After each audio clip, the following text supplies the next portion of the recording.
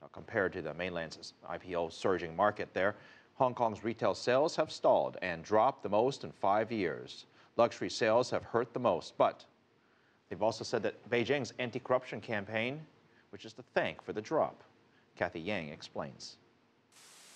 Mainland visitors used to come here in droves, packing these jewelry shops to fever pitch and bringing the tills with thick wads of Chinese renminbi. Now, all that has changed. Mainland tourists who used to splurge on jewelry and watches are now spending a lot less on these luxuries. Here in this jewelry store in Wan Chai, Mr. Ngai told us late last April that turnover from mainland customers dropped 20 to 30% as they bought a lot less over the Easter holidays. Mainland clients account for 30 to 40% of his business. Today, turnover has slipped even further, laments Mr. Ngai. Our turnover dropped a little bit more since April. For mainland customers, obviously there's a lot less of them visiting the shop now. I can say from January through June this year, we lost 30 to 40% from potential customers from the mainland.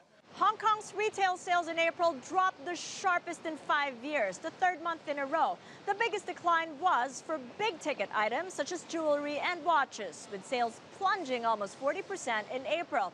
Shops that have relied mainly on visitors from the mainland for their sales over the past few years are struggling now, with some of them losing about 50% of their business since April, as mainland spending in the city for such luxuries continues to shrink.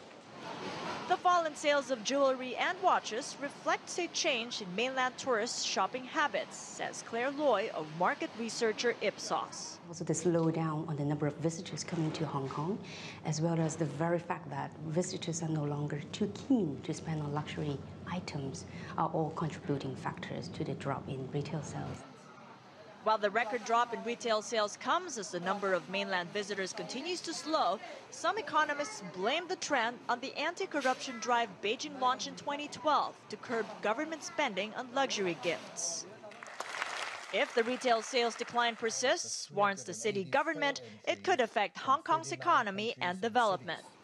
Unlike his rivals in Causeway Bay, majority of Mr. Ngai's clients are still Hong Kong locals, whom he says are still spending on jewelry. And it's helping this 40-year-old shop in Wan Chai tide itself over in this latest downturn. Cathy, cctv, Hong Kong.